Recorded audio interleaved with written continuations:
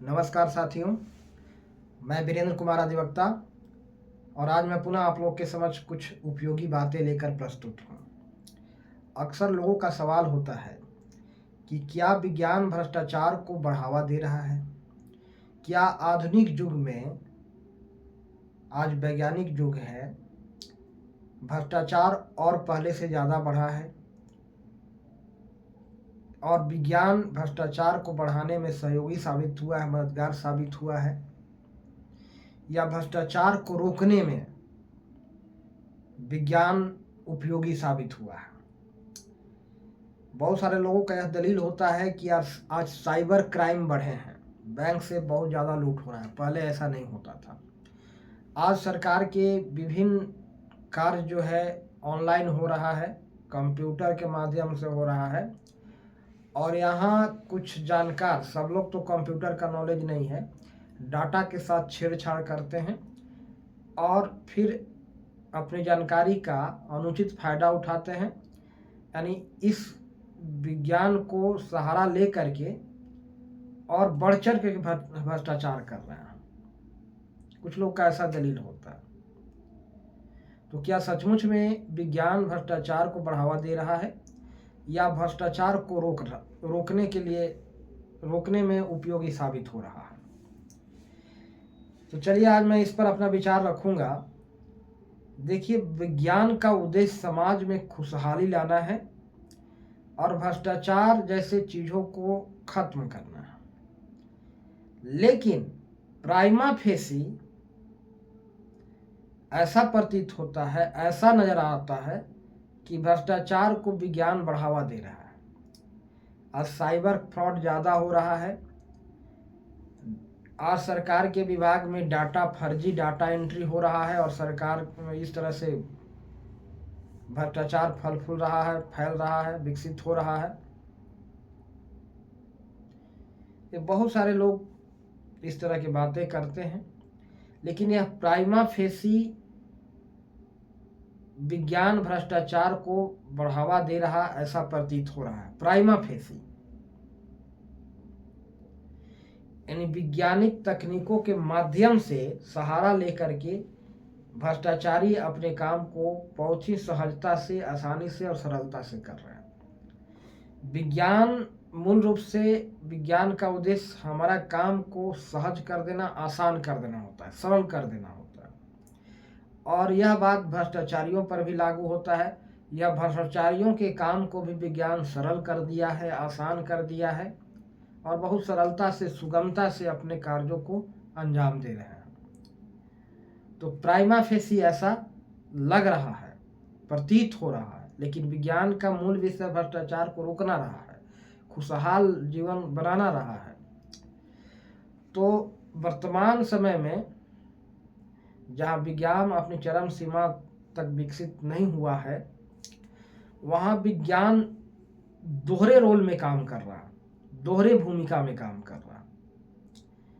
एक तरफ भ्रष्टाचार को संपोषित भी कर रहा है और दूसरी तरफ भ्रष्टाचार के नींव खोद रहा है, यानी भ्रष्टाचार के लिए कब्र खोदने का भी काम कर रहा है। अप्रत्यक्ष रूप से यह भ्रष्टाचार के लिए कब्र खोदने का काम कर रहा है, भ्रष्टाचार का नींव खोदने का काम कर रहा है।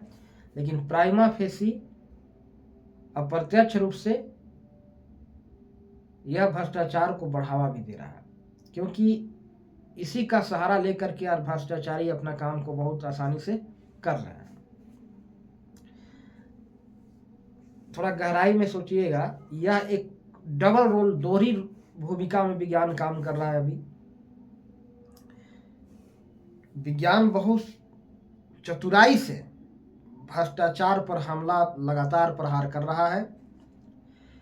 विज्ञान भ्रष्टाचार के लिए कब्र खोदने का काम कर रहा है और भ्रष्टाचार का नींव खोदने का काम कर रहा है। एक तरफ भ्रष्टाचार को विज्ञान मेवा, मिष्ठान, फल फूल प्रोवाइड भी कर रहा है और भ्रष्टाचार मेवा, मिष्ठान और फल फूल को विज्ञान के जरिए प्राप्त कर रहा है, और विज्ञान एक तरह से देखा जाए तो भ्रष्टाचार बढ़ रहा है।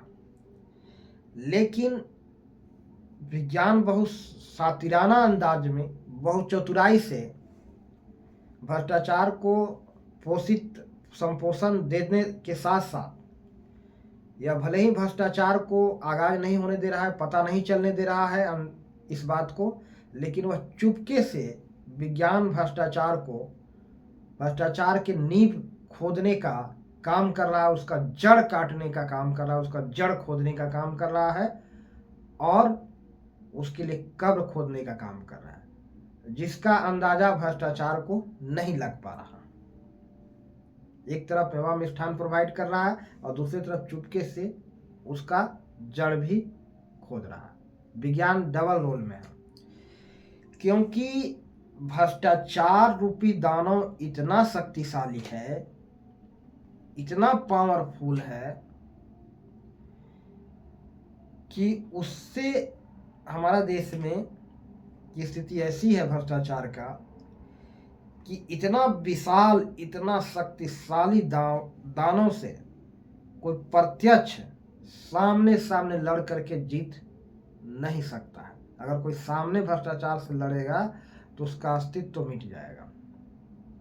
जी हाँ, ठीक उसी प्रकार जैसे बाली इतना शक्तिशाली दानव था, इतना शक्तिशाली दानव था, इतना शक्तिशाली दानव था कि राम उसको सामने से वध नहीं कर सके थे। उनको छिप करके छद्म तरीके से उन्हें वध करना पड़ा था। तो आज भ्रष्टाचार से लड़ने वाले लोग सोच रहे हैं वह प्रत्यक्ष युद्ध में नहीं हरा सकते। अगर भ्रष्टाचार से आमने सामने युद्ध कोई लड़े तो उसका बेवकूफ़ी है, उसका अस्तित्व तो मिट जाएगा, वो खत्म हो जाएगा। लेकिन भ्रष्टाचार का विरोध करना भी जरूरी है, क्योंकि भ्रष्टाचार सतत आप पर हमलावर है। अगर आप सरेंडर कर गए तो मार खा जाएंगे, और सामने लड़ेंगे तो भी मार खा जाएंगे, दोनों में खतरा है। तो बहुत ही सातिराना तरीका से भ्रष्टाचार से लड़ना पड़ता है। और जितने भी भ्रष्टाचार पर विजय प्राप्त किए हैं, जितने भी महामानव हुए हैं, जितने भी शक्तिशाली पुरुष रहे हैं, महापुरुष रहे हैं, जितने भी बड़े लोग रहे हैं, जितने भी बड़ी हस्तियां रहे हैं, जितने भी बड़े बड़े नेता रहे हैं, राजनेता रहे हैं, वह भ्रष्टाचार से सामने नहीं लड़ा है। जिन लोगों ने भ्रष्टाचार को हराया वह भ्रष्टाचार से अप्रत्यक्ष लड़ाई लड़ी। ठीक वैसा ही जैसा कि विज्ञान लड़ रहा है। एक तरफ उसे पोषण भी दे रहा है, प्राइमा फेसी ऐसा लग रहा है कि उसे पोषण दे रहा है, प्राइमा फेसी, मगर दे नहीं रहा है वो। और दूसरे तरफ डबल रोल में उसके जड़ भी काटने का काम कर रहा है विज्ञान, जड़ खोदने का काम कर रहा है। तो विशाल दानव से सामने लड़के नहीं जीता जा सकता। राम भी नहीं जीत सके थे, क्योंकि उसके आमने सामने उसे वरदान प्राप्त है, कोई जीत ही नहीं सकता भ्रष्टाचार से। और जितने भी महान हस्तियां रहे हैं जो भ्रष्टाचार को हराए हैं, वह सामने लड़के नहीं हराए, राम की तरह नीति अपनाए हैं। तो भ्रष्टाचार को निस्तारबुद्ध करने के लिए हम सबको चाहिए कि हम वैज्ञानिक रीति नीति को अपनाएं, यानी डबल रोल में रहते हुए डबल भूमिका का निर्वहन करें, भ्रष्टाचार के सामने सरेंडर ना करें। बहुत सारे लोग भ्रष्टाचार के सामने सरेंडर कर गए और फिर कुछ लोग ऐसे भी हुए जो भ्रष्टाचार से सामने लड़े और फिर अपना अस्तित्व गंवा बैठे। अरे किसी विशाल वृक्ष को उसके डाली काटते रहोगे तो विशाल वृक्ष, बट वृक्ष मान लो बरगद का वृक्ष, वो कभी खत्म नहीं होगा, क्योंकि उसके तने से भी जड़ निकलता है और जमीन में जाके घुस जाता है। उसके मुख तने भी काट दो तो भी जिंदा रहेगा।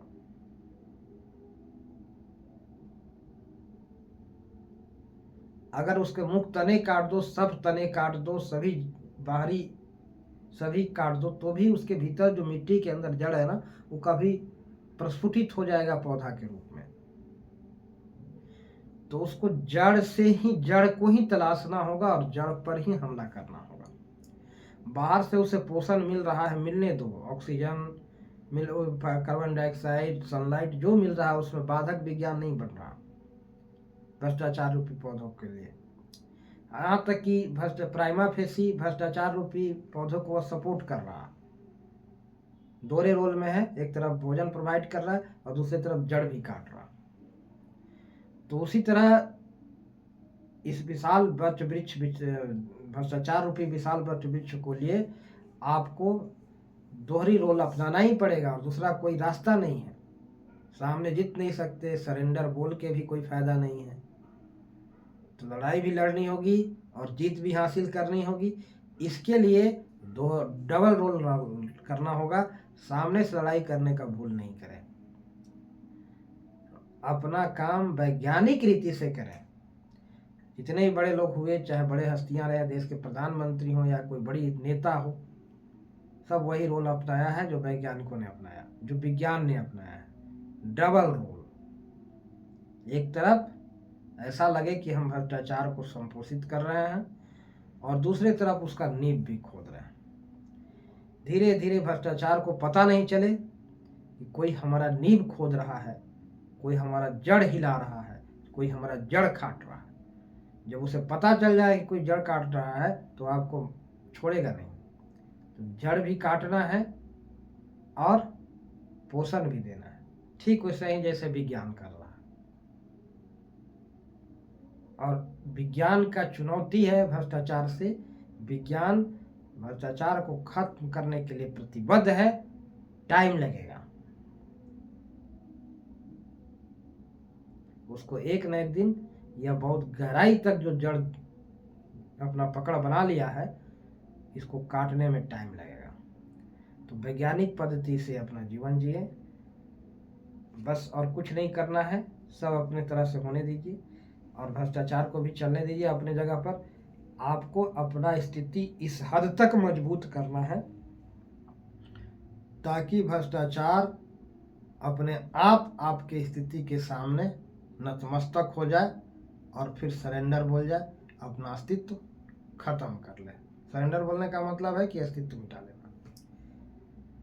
बस यही भ्रष्टाचार की लड़ाई का एक मात्र रास्ता है और दूसरा कुछ नहीं। तो इन्हीं कुछ शब्दों के साथ अपने वाणी को विराम देना चाहूँगा और अंत में तमाम दर्शकों को प्यार भरा नमस्कार बोलना चाहूँगा। सभी को प्यार भरा नमस्कार। जय हिंद, जय भारत, जय श्री राम।